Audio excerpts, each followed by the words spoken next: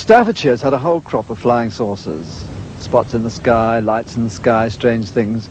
But the strangest of all was seen one day over this cottage.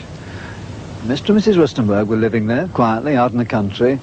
And, well, you just tell me what you saw. Well, it was one ordinary day. I was waiting for my husband to come home from work, and my two sons went to Seifert to school, and I was getting changed, and I heard this terrific noise. It was just like a giant cauldron of water being poured onto a fire, a shh sort of noise, you know. And my first reaction was, oh, the children. I thought maybe a plane was crashing or something like that. And I slipped my jumper on and went outside to find my two sons lying flat on the ground in the garden in front of the house, shouting, "Mummy, Mummy, there's a flying saucer." Well, naturally, I just said, "Come on, don't be stupid. Come in the house." But felt sort of a strange sensation. Wended my way up the side of the house to where we had a pump where we used to get all our water from, and automatically looked up to see this, all I can describe, this huge Mexican hat.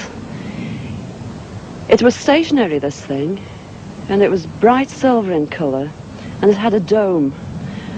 It was tilted to sort of, I could see the occupants in it. You saw people in it? I saw people in it. There were two people in there. These people were beautiful people. That's the only way I can describe them. They had long golden hair, like a page boy bob, just like the old kings. You used to see photographs of the old kings.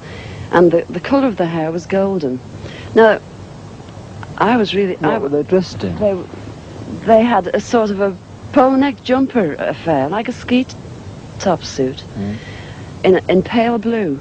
Now, these people weren't sat one behind the other. They were sat together, but this, whatever it was tilted so that I could see them and they could see me. Were you looking at them through windows, through portholes? Or no, not portholes. It was just sort of like a cockpit, I suppose, that had this perspex or glass or whatever it was. They could see me anyway, and I could see them. And they had beautiful faces. I shall never forget their faces as long as I live. Their foreheads seemed to be a bit larger than, you know, the bottom of their faces as normal people you would expect to see. But maybe this was just whatever they had round their heads, which was like a transparent fishbowl. And they just looked, and I was absolutely paralytic with fear. I couldn't move, although my mind was ticking over. And they looked so sympathetic that I was just mesmerized for what seemed to be, ages, but it could have only been seconds. And I turned to sort of look down at the boys, was unaware that they were with me because I was so absorbed. And the next thing, I looked up and it was gone. How low had it been? It had been the height, I couldn't tell you. But the house that you've seen, it was just on top of the roof. It was hovering on top of the roof. How big was it compared with the size of the house? It swallowed the whole circumference of the roof. I couldn't see, the roof was completely blotted out.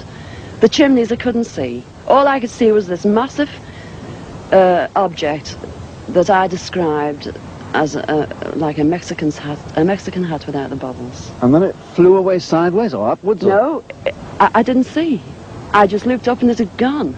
But I assume it went straight up, because for a short while after in the sky I looked around and I said to my two boys, "Where, can you see anything? Can you see anything?" And they said, "There it is, Mum," and they pointed up, and I watched it. It was just like a little cotton meal in the sky, and it circled us 3 times. It went round 3 times, and then it just shut off, and that was it.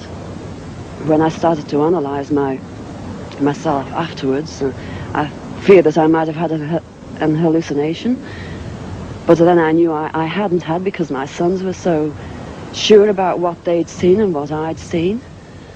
And It went through my mind that it was a secret weapon from Russia, and then I thought, well, it can't be that, because if they had something like that, they wouldn't need to fear anybody or anything. Were you scared by it? Did you run indoors? Oh, I was petrified. I couldn't move. I couldn't move a muscle. I was paralyzed with fear. But now I wouldn't be.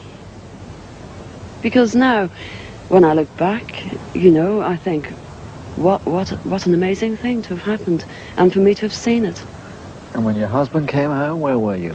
Well, when my husband came home from the office, I was locked in the house with my children, under a big kitchen table that we were using. Under the table? Under the table, yes. It's funny now when I look back, you know, it sounds absolutely ridiculous, but this is the truth. This happened. And that's it. We were ridiculed. It was very embarrassing at the time, and people, they possibly thought, oh, she's a nutter. But, you know, who cares? This is something that's happened to me, and I'm a practically minded person, and that's it.